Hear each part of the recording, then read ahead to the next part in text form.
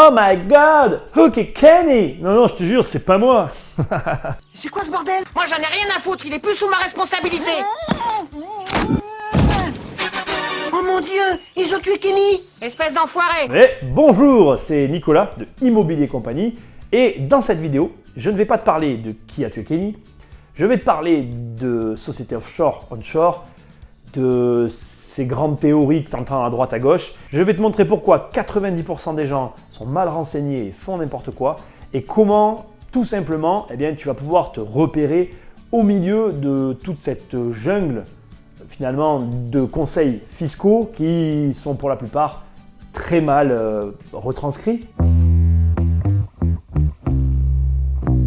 Alors, pour commencer et pour faire très simple, je vais juste te cadrer le terme société offshore, société onshore. Parce que je pense que c'est important de comprendre l'essence même de ces mots-là.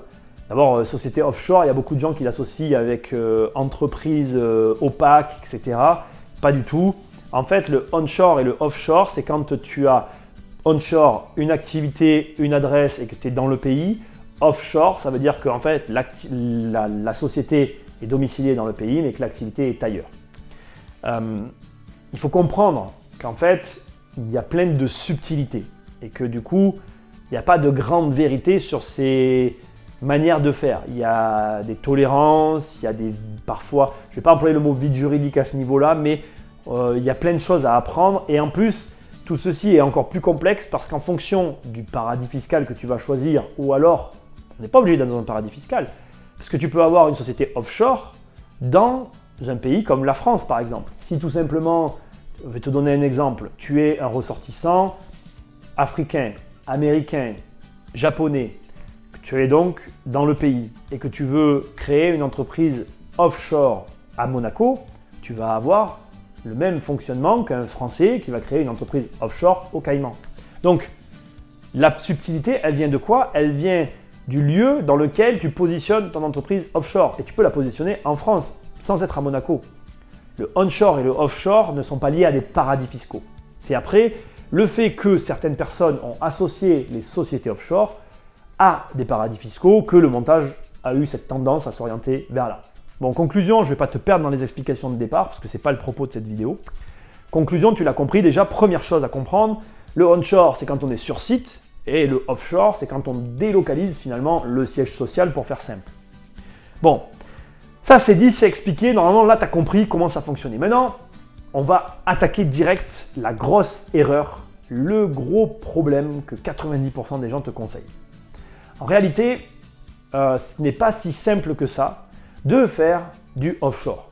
Il y a beaucoup de gens qui font l'erreur de penser qu'en fait, ils sont dans la légalité en créant une entreprise à l'étranger avec tout un tas de petits éléments, mais en fait, ils sont mal renseignés. Alors, je vais te donner 4 points alternatifs, ce qui veut dire que si l'un de ces points que je vais évoquer là correspond à ta situation, eh bien en fait, tu es mort, désolé pour toi. En gros, tu es résident fiscal français. Enfin, en tout cas, moi, je te donne les conditions de notre pays. Donc, encore une fois, je viens de te l'expliquer, je ne vais pas te le redire. Chaque condition s'applique au pays en question. Mais tu vas voir, c'est très très clair en fait. Et globalement, je pense que ce que je vais te dire là fonctionne en fait dans tous les pays. Mais après, ça reste mon opinion. Mais tu vas voir, c'est facile. Allez, c'est parti. Oh mon Dieu, ils ont tué.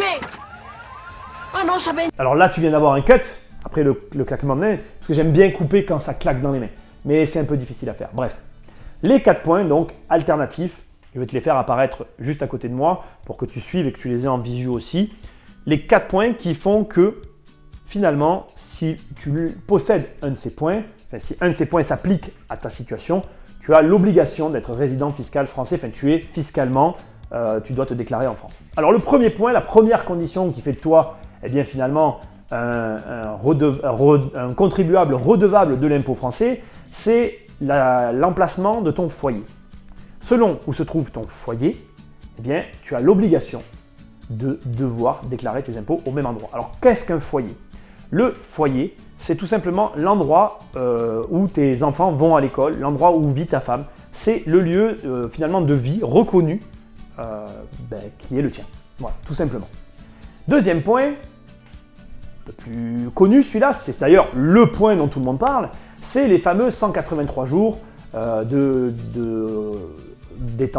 résidence, enfin comment dire, je trouve pas mes mots, mais du temps passé sur le sol. Alors en France, c'est 183 jours. Ce temps est différent selon chacun des pays, donc tu te reportes au pays duquel tu es originaire pour avoir ce délai. Donc en clair, on va être clair.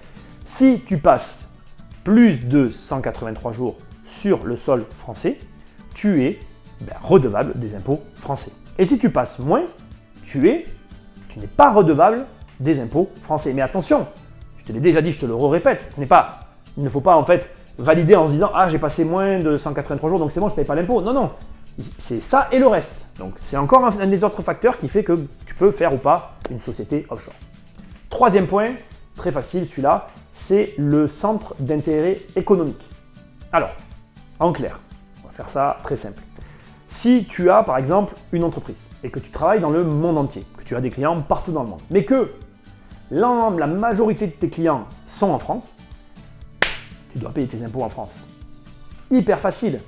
En clair, si tu fais 1000 en France et 200 dans tous les pays du monde, tu ne peux pas créer n'importe où. Non, c'est la majorité, ton centre économique, s'il est français, tu es redevable de l'impôt français. C'est comme ça, c'est pas toujours agréable d'entendre, mais c'est la réalité. Dernier point, et pas des moindres. Et là, ça va te toucher toi, investisseur immobilier. Si ta fortune est en France, tu es redevable de l'impôt français. Donc ça veut dire, je vais prendre un exemple tout con. Moi, Kenny, non, c'est pas moi. Tout mon immobilier est en France, je ne peux pas nier cette évidence, donc je suis redevable des impôts français. Donc tu vois, tu prends ces 4 points, il suffit que tu n'en aies qu'un seul qui corresponde à ta situation, et peu importe si dans tous les autres, tu as réussi par diverses manières à t'extraire de cette situation, et bien dans tous les cas, tu seras quand même redevable de l'impôt français. Il faut que tu comprennes ensuite une dernière petite chose par rapport à ce que je viens de te dire. Ce n'est pas une vidéo très drôle, mais elle devait être faite. Tu prends maintenant ces 4 points et tu additionnes les 2 conditions obligatoires qui sont liées aux entreprises liées à ces 4 points. Je ne vais pas rentrer dans le détail, sinon là je te perds complètement. Et avec ce tout, tu as le conditionnement, les règles de base qui font que finalement, une personne peut ou pas se délocaliser. Et tu peux ou ne peux pas faire des entreprises onshore et offshore. Alors, que les choses soient claires, en France, alors, selon quand tu vas voir cette vidéo, jusqu'à maintenant et jusqu'à preuve du contraire, parce qu'il va y avoir des changements fiscaux, on était dans un système déclaratif, donc ça veut dire que les gens se déclarent. Ce qui veut dire que, en réalité, le risque, c'est que tant que c'est toi qui te déclares et que tu n'as pas de contrôle, il est quasiment de zéro, jusqu'au jour où tu as un contrôle. Voyons maintenant, qu'est-ce que tu risques en cas de contrôle? Parce que là, je viens de t'énumérer les règles, mais quel est ton risque au final? Si je te dis, il y a une amende de 500 €, bon, tu fais ta société, tu payes pas d'impôt et basta, roule. Mais ce n'est pas le cas, tu vas voir. Maintenant, on va voir dans cette deuxième partie de vidéo, qu'est-ce que tu risques si tu fais une société offshore et que tu rentres dans un de ces critères et que tu es redressé. C'est parti, et ce coup-ci, je fais correctement mon cut.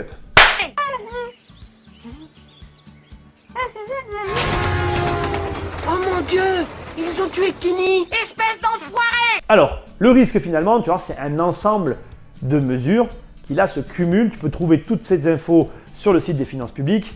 Très simplement, je ne vais pas t'effrayer, mais bon, je vais quand même t'expliquer le plus basiquement du monde.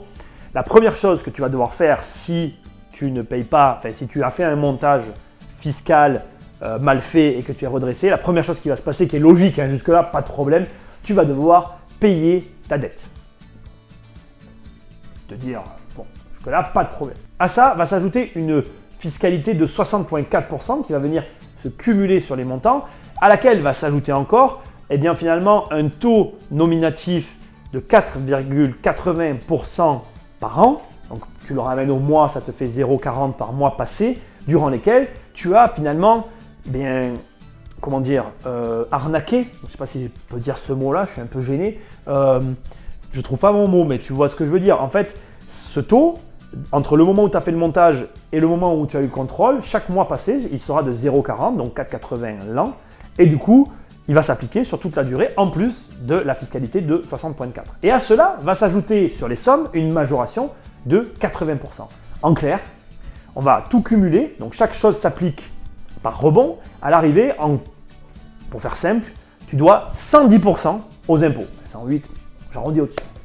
Donc, là où c'est drôle, c'est que si je te dis 110, ça veut dire que le principal, c'est-à-dire ta dette, d'entrée de jeu, elle ne se suffira pas à elle-même. C'est-à-dire que si je te dis, en gros, tu fais une erreur et je te prends 100% du montant du préjudice subi, ça veut dire que je te prends la totalité de la somme, il ne te reste rien, tu mets la clé sous la porte et tu dégages. Terminalis. Mais là, je te dis, je ne prends pas 100%, je te prends 110%. Ce qui veut dire qu'il y a de grandes chances pour que si tu es une maison ou quelque chose, eh bien, l'impôt viendra se servir des 10% en plus pour que tu payes ton dû. Parce qu'en fait, en France, il faut savoir que il y a, c'est pas vraiment une règle, c'est un peu compliqué, je vais pas rentrer parce que sinon alors, la vidéo elle va durer trop longtemps, mais en gros, faire un montage fiscal pour éluder l'impôt, c'est-à-dire que si tu optimises, en fait il ne faut jamais, il ne faut jamais faire un montage dans le seul but d'éluder l'impôt. Si tu te comportes de cette manière, eh bien, derrière tu vas en payer les conséquences que je viens d'énumérer. Alors, là je t'ai dressé un tableau un peu noir, mais c'est parce qu'en fait, je vois tout le monde, on voit tous plein de mecs qui t'expliquent qu'ils ont leur boîte ici, qu'ils vivent ici et que c'est tout ok. Alors que pas du tout. Je viens de te montrer qu'il y a toutes ces règles-là.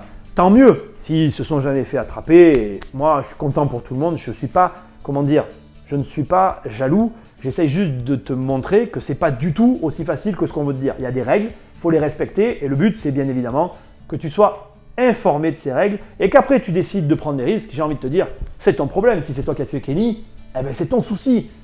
Pas vu, pas pris. Mais l'important, c'est de prendre une décision en connaissance des choses. La finalité de tout ça, elle est la suivante. L'impôt en France, et c'est ce que je veux te dire, l'impôt en France, avec un bon conseil, n'est pas un problème.